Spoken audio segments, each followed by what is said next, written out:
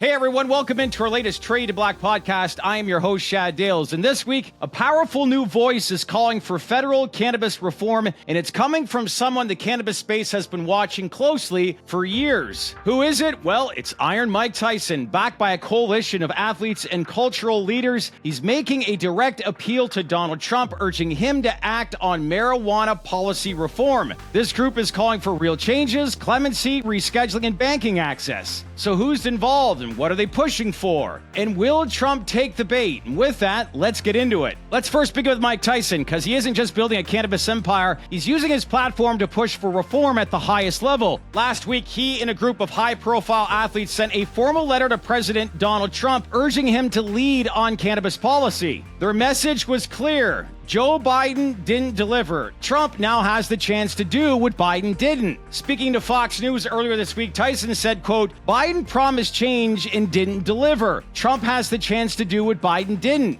Act," end quote. The group is pushing for three specific priorities. Number one, clemency for non-violent cannabis offenders still behind bars. Number two, support for rescheduling cannabis under federal law. And number three, banking and tax reform that would finally level the playing field for legal cannabis businesses. So this isn't just talk, this is a calculated effort to shape the policy agenda, and it's building more and more momentum. So really, next step is who's joining Tyson in this campaign. It's a serious list of names with serious reach, beginning with Kevin Durant, who's an NBA superstar and longtime cannabis advocate, Paul Pierce, a former Celtics legend, Ricky Williams, ex-NFL running back and outspoken plant medicine supporter. Then there's Al Harrington, a respected entrepreneur in the cannabis industry, and the Cliff Robinson Foundation, honoring the legacy of Uncle Cliffy, who was a pioneer in athlete cannabis activism. So these aren't passive endorsements. These are people with money, business interests, and credibility in the cannabis space. And here's what makes this effort different. It is not being framed as a partisan issue. It's being framed as a leadership opportunity, an opportunity for Trump to step in and take a stance where Biden stumbled.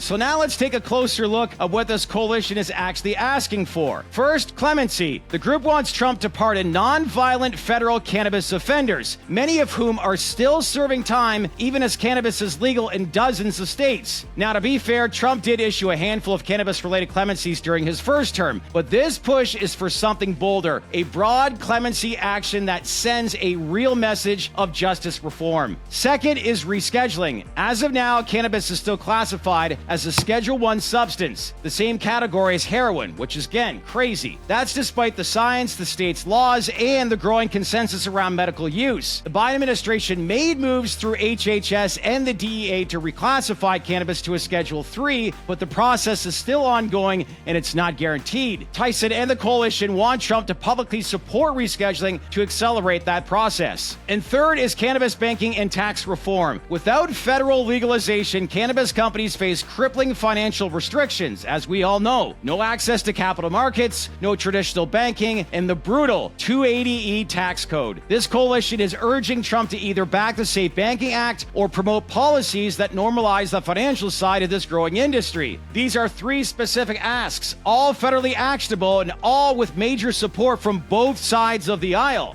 But bringing this all together, here's the question everyone's asking. Could this campaign actually move Trump? On the surface, you might think Trump wouldn't touch cannabis reform, but the reality is more nuanced. Trump has shown openness to state-level cannabis autonomy in the past. He's also known to respond to pop culture figures who align with his brand or help him outflank Democrats. And that goes without saying. This campaign frames reform as a chance for Trump to do what Biden couldn't, and politically, that's an angle Trump has always loved. If Trump sees cannabis as a way to score a cultural win, especially with young voters, veterans, or criminal justice reform advocates, he might just engage. But saying that, let's not pretend there aren't barriers. Trump's inner circle includes some staunchly anti-cannabis voices, particularly from conservative religious groups and old-school law and order types. Organizations like the Heritage Foundation have been vocal in their opposition to reform, and those perspectives still carry weight with parts of the Republican base. That said, there are strong cannabis reform voices within the GOP too. Representatives like Dave Joyce, Nancy Mace, and Thomas Massie have all supported legalization to either decriminalize, reschedule, or expand banking access.